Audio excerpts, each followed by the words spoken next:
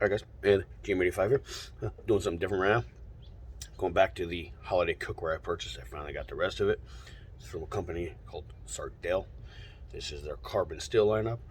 This took quite some time to get, and unfortunately I'm not 100% pleased with it. I'll explain it as I go through. But what I ordered was the little 8-inch guy. This one is nice and balanced. Handles, I'm not a fan of, except on this one right here. This one fits the build. It's a little too thin, but overall it will work for the size of this pan. So this one is okay. And then this is an error on their part and my part.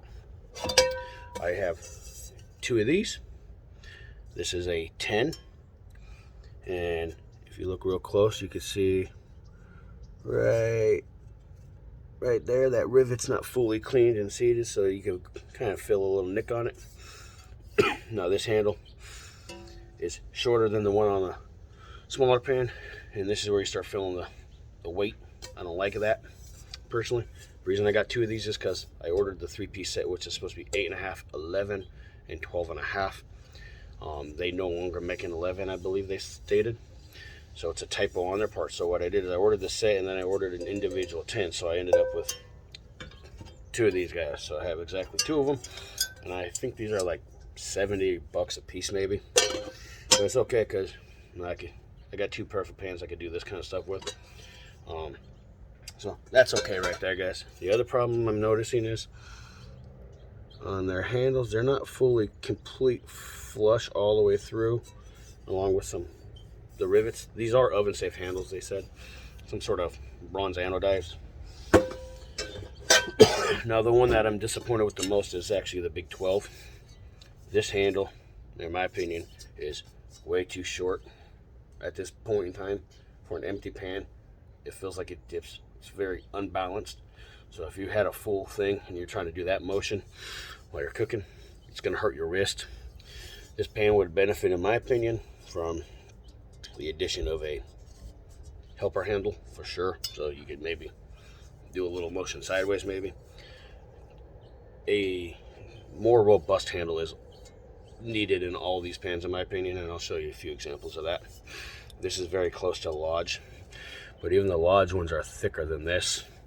Design's very similar. Handle, it feels okay in the hand though. So I have not cooked with these, so once we get these washed and seasoned up, I'll show you guys that process too. So those pans start life nice and silver, and we're gonna get them to look like this. This is another Italian company called Ballerini. Now this is a small one. This is perfect motion. There's no rivets, so this is really nice. No food getting stuck anywhere.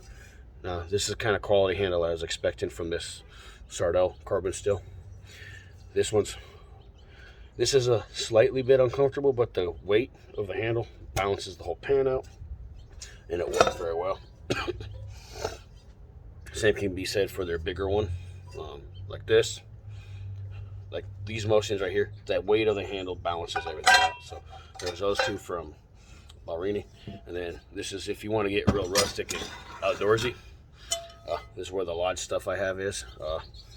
Their handle is the same concept as the Sardel, but it is just a little bit thicker, and overall their pan is a little more balanced, despite the fact the design is way different in slope. These are much shallower pans overall from Lodge, but overall the motion will work. So I'm just a little bit disappointed. So next step I'm going to do, guys, I'm going to wash and scrub these down with soapy water, get them on the stovetop, get them fully dry, and then I'll do a little time lapse on seasoning for you guys. So you how these guys go from shiny to slightly wet, and maybe we'll do a fried egg test and see if we can get a fried egg to slide around, guys. So that's what we're going to do next. We're going to go inside now. Alright guys, so this has been washed and dried and slow dried on the stovetop here. So it starts out like this, and we're going to leave it like this. So you dry it, let it cool back down, and then we're going to start the seasoning process, guys. And it's going to be, all that I'm using on this one is going to be olive oil. And what you'll notice is the pan starts getting a little darker as it's warmed back up. See the spots with oil, obviously. I let everything kind of bring it up to a small smoke point here. The pan just colors naturally, so it just takes time. This overall took me, I think, 30 minutes to an hour, because I do it on the stovetop on the lowest flame because my stove is very particular. So that's one thing about carbon steel and cast iron. You need to really understand how the stove works. And on the front burner, the lowest flame is basically medium. So what you're going to see me do here in a second is wipe the oil. And I use a flour sack, which is basically a small, super thin rack, which is great for a number of things in the kitchen. Use them as a strainer, flour. I use them to actually dry a lot of roasts and meats before I do long cooks and stuff like turkeys and stuff. They're great for cleaning things like that, guys. That's what I use them for mostly. So everything's, now I got a thin coat of oil here, and it's just going to continue to sit on the burner. And I mildly babysit mine, and I add oil if I need to. This particular one did need a couple of additions here. So you see it's starting to get darker in the center. I don't care so much about the sidewalls as much as the cooking surface. So you'll notice how dark the bottom starts to get right about now. So that's what you want to see. It's a slow seasoning process. You could also take this whole pan, warm it up, oil it, and throw it in the oven also, guys. I don't like to do that oven method just because I like to see what's happening. Oven method does work. It's a little bit more foolproof, but I like to learn multiple techniques. So here you see me adding a little bit of oil from a cap. And once again, this is vegetable oil I will be using. I normally do use canola, but all I have on hand is vegetable oil. Also, one thing I didn't show is season the outside on the bottom, because it seasons the same exact way as long as it's exposed to heat. And you'll notice it's smoking hot now, and it's because it's been sitting on that burner for probably 15-20 minutes. So that's what you need to see. And I think right about now, coming up, guys, on this little short clip here is going to be where you notice there's some blotching. So you'll see some ribbons and stuff. So this pan had to go through a little extra seasoning process, because I ended up with once I cooled down, I ended up with the little sticky bits on the seasoning, which I don't like. So I gave it a little rub down, and now we're on to let's see if it can pass the fried egg test. Yes, that is a lot of butter, and it is not at the same time, guys. So don't worry. So the point of this is to show you, it's possible to cook nonstick without Teflon and all that nasty stuff, guys. So here I am. I'm dropping my egg. This egg test is done in real time, so it's about 2.5 minutes. This exact clip was filmed on its own. Once I drop that egg, I just leave it alone, and the timer was at like maybe 45 seconds. I'm letting the egg set up, guys, and I'm just leaving it alone. So letting the egg just do its thing. And we're going to see if it passes the fried egg test. And the egg is the only thing I've only done this with this pan once. I have not cooked anything in it except for this egg. And my egg looks nice and set up right here. Let's see. I should be... There it is. Let's see. Oh, almost stuck. It almost did stick, but it didn't. Sliding around like a little hockey puck and all that butter.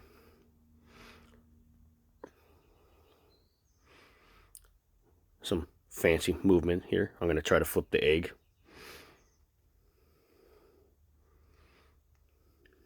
And yep, it flips just fine. So it's completely non-stick. So what you're going to see me do here at the end is not how I would normally do this, guys. I just wanted to show everything slides out of this pan and there is no sticking. I would not serve an egg this soaked in butter. And I would also cook more than just one egg in all that butter also. I'm not wasting all my eggs, guys. Eggs are expensive in California.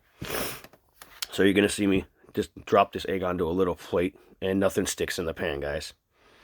I mean, I'm not going to serve that egg to anyone by any means. But that's that, guys. Alright, guys. We just got done seeing if the sardel would pass the fried egg test. When it did. Barely. But it did pass completely fine. That little bit of sticking, no big deal. But overall, look how nice and shiny that is. Seasoned up really well, both sides. Looks like a penny on this side. Nice and slick in here. Nice bronze finish overall, guys. So, can't wait to see what that does. Sometimes they stay like this. Sometimes they get darker and turn nice, slick jet black. Only problem I have so far is the handle. It gets too hot most of the way up, like to here.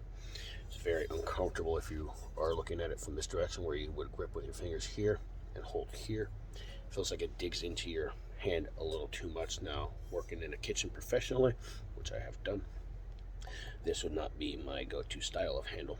Very uncomfortable. So hopefully they can take some criticisms and maybe correct something of this nature, especially on the 12. That needs a helper handle no matter what. That pen is way too heavy for this little thin little beam of metal handle that they put on here. Overall, I was impressed with it. Like how it's seasoned for sure. I did have to fix this one a little bit. I unfortunately did not show that process, but it's no big deal. If you get stickiness, you just start over basically. You can end up right here. So excited to see what else I can cook really nicely with this. So I'm going to link Sardel's website. They got 3 lines. They got carbon steel, stainless steel, and non-stick. Unfortunately, this is better than non-stick in my opinion. I will not be purchasing their non-stick cookware. I like stainless steel and carbon steel and cast iron. I like this because it's more natural.